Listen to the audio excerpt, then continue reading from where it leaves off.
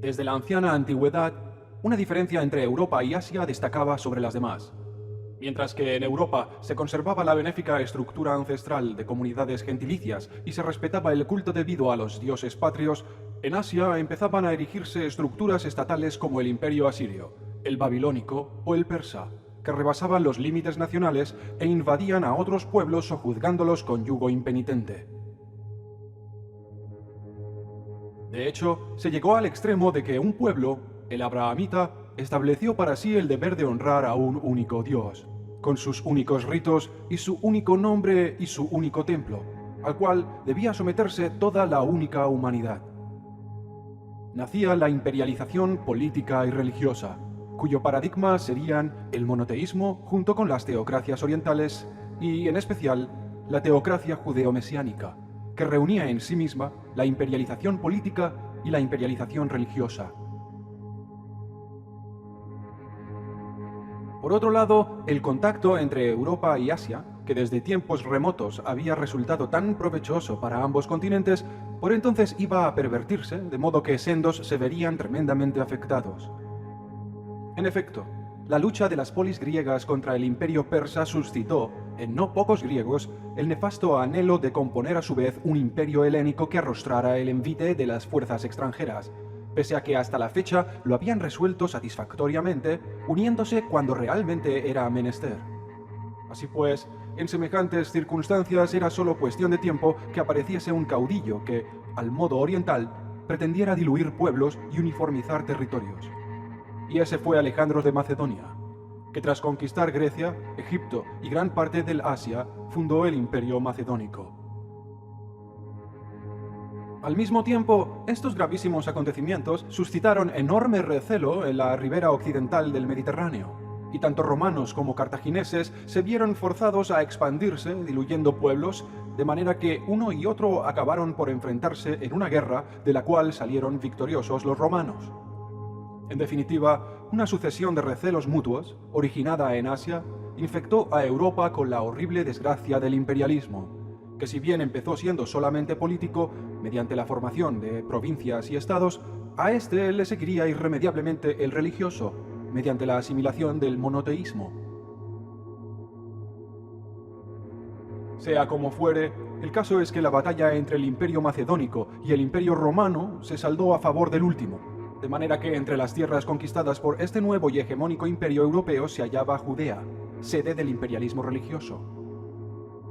En efecto, la guerra de los ejércitos romanos contra la teocracia judeo-mesiánica suscitó, en no pocos romanos, el deseo de instaurar a su vez un monoteísmo en Roma que diluyera toda religión gentilicia y uniformizara el culto en el territorio romano.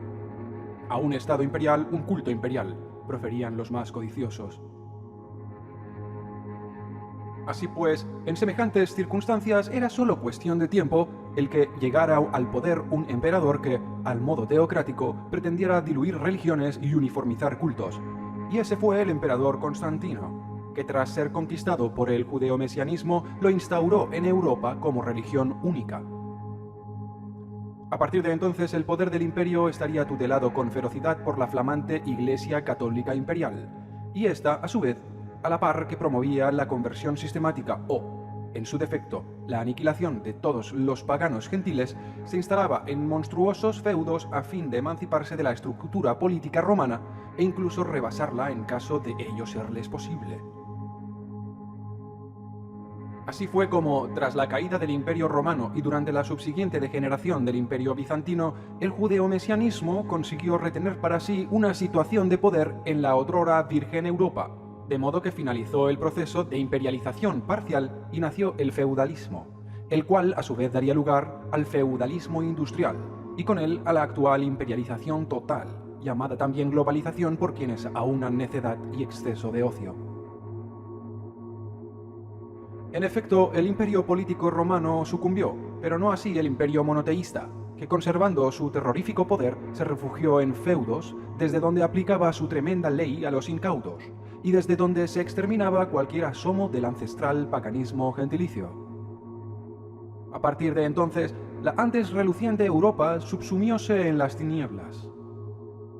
Ello sucedió en parte porque la asfixiante presión religiosa, política y económica que los monoteístas ejercían contra los paganos, unida al temor a ser torturados ellos y sus familias, hizo al fin que estos desistieran, de modo que a lo largo del tiempo fueron emigrando hacia los feudos católicos, que progresivamente aumentaban su población. Así fue como crecieron los feudos, dando lugar a los feudos industriales, también llamados ciudades por quienes aunan pigricia y exceso de comodidad. Al fin y al cabo, el proceso de feudalización católica aniquiló cualquier vestigio de religión gentilicia y cualquier tradición, de modo que a partir de entonces cualquier actividad humana quedó maniatada a la carne, a la sangre y a la cruz.